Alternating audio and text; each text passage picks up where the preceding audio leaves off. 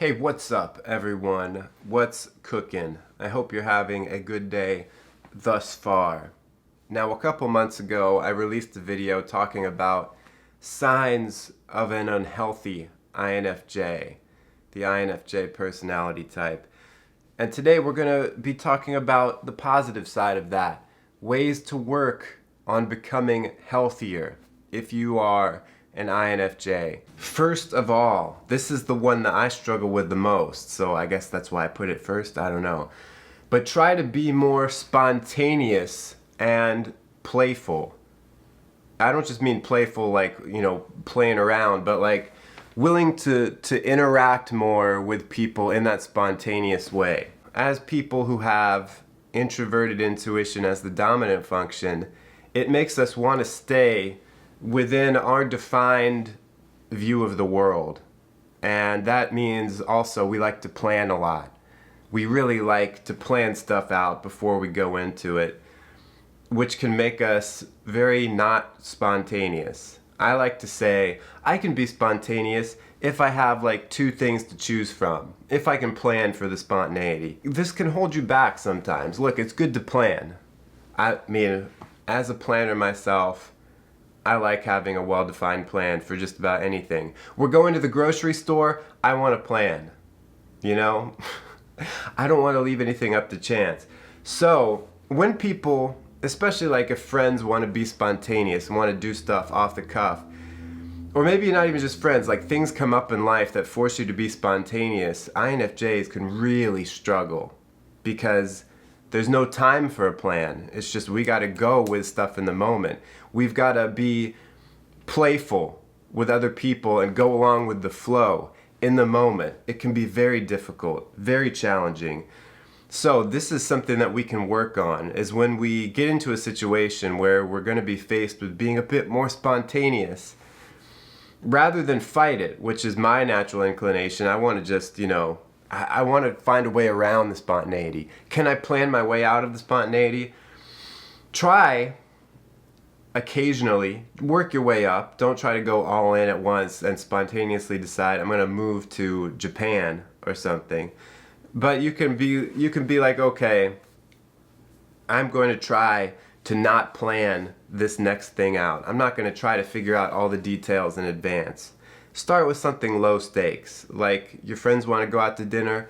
Try to just figure it out as you go along. Go to a new part of town maybe. Go somewhere where you're not familiar, where you're going to kind of be forced to just go with the flow and be in the present moment. And after a while, this can help you develop that ability to be spontaneous and not have to be that killjoy who has to have everything planned out, who has to know, where am I going to park? I got to check out my spot hero before we go to this place, man.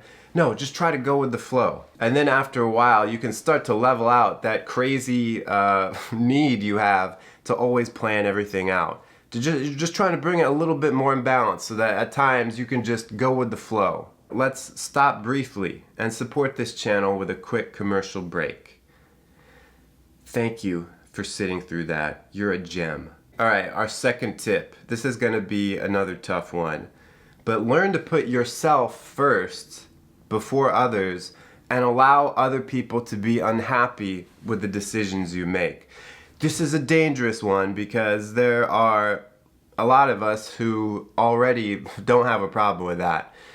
This is more for those of us who have this issue where we're always trying to keep other people happy, and the decisions that we make are more of a reaction to what's going to keep everyone else happy rather than what do I actually want? What do I think is going to be good for me in this situation? This is something that also takes practice because there's going to be some big decisions that come up in life where it's not going to make everyone happy to do the thing that is true to you. To stay true to yourself, you're going to have to make some people a bit TO'd.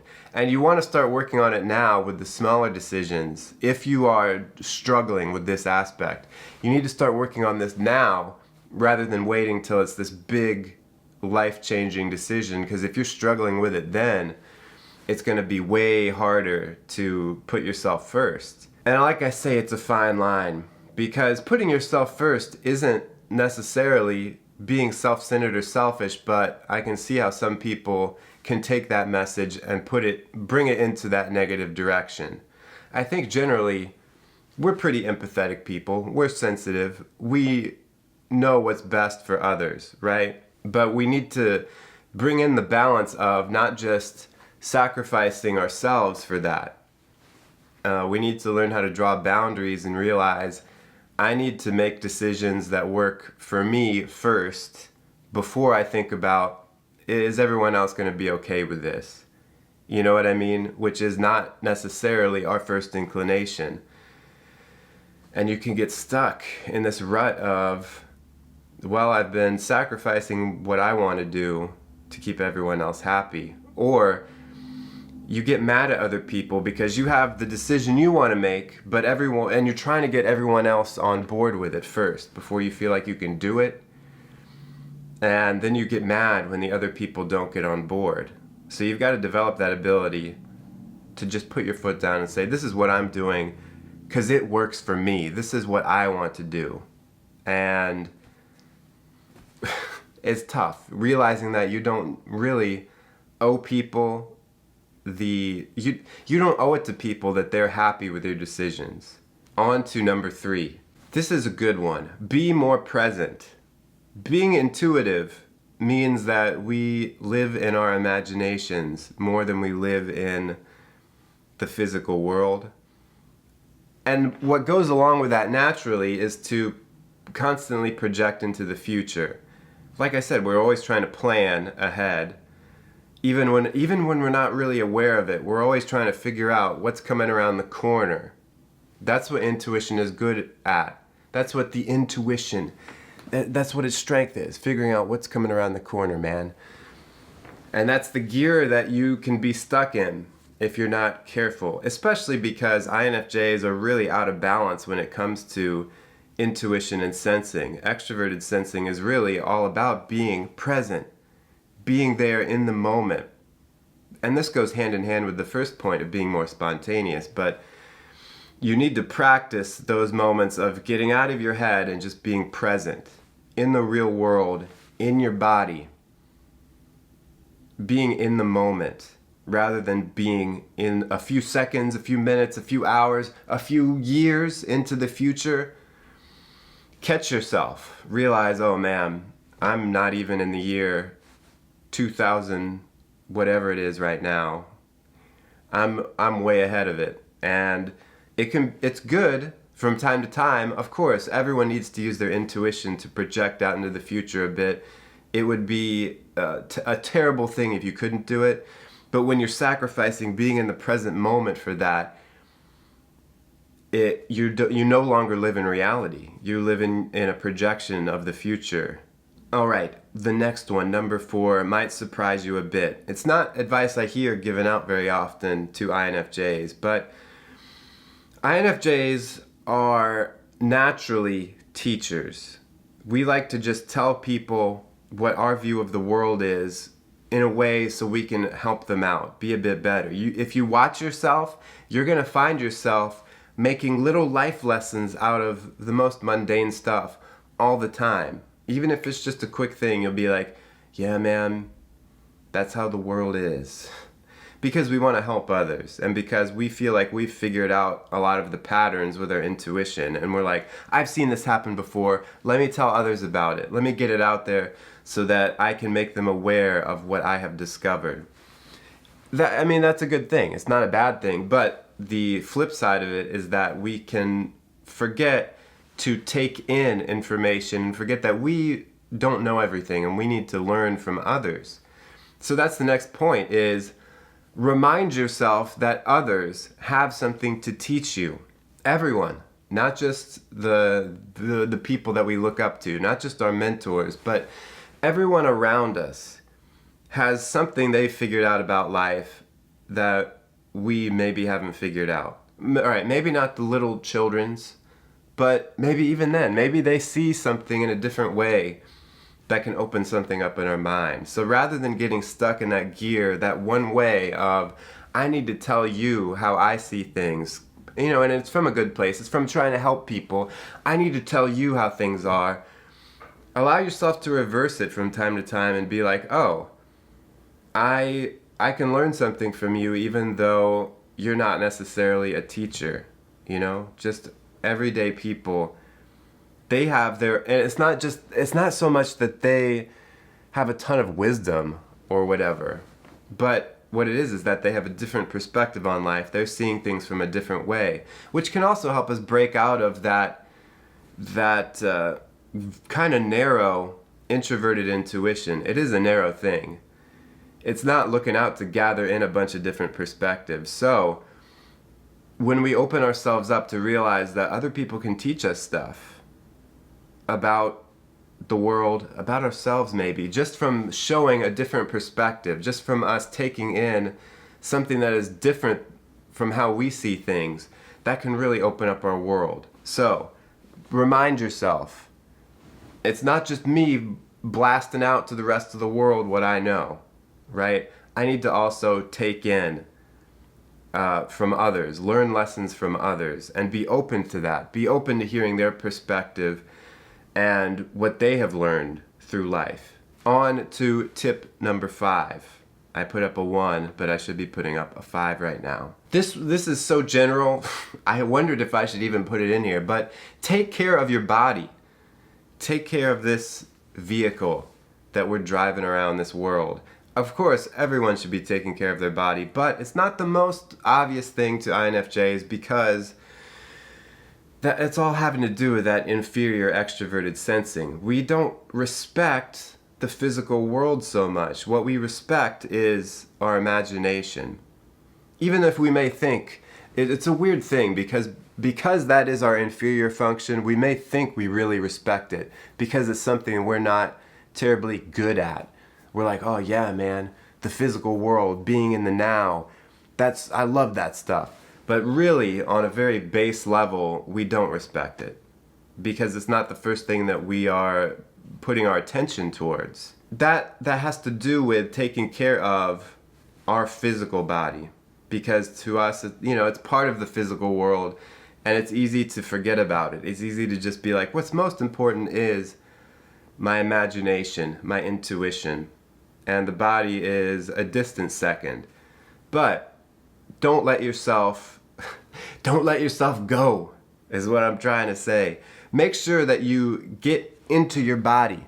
Take care of your body. Don't neglect it. Realize that the body is necessary to support this big ol' amazing intuition you got going on. It'll work much better if you take care of your body. Now on to our last point, number 6. This is going to be hard hitting, so brace yourself. Let other people see the real you. This is difficult for 2 reasons, it seems to me. First of all, a lot of us INFJs don't know who the real us is.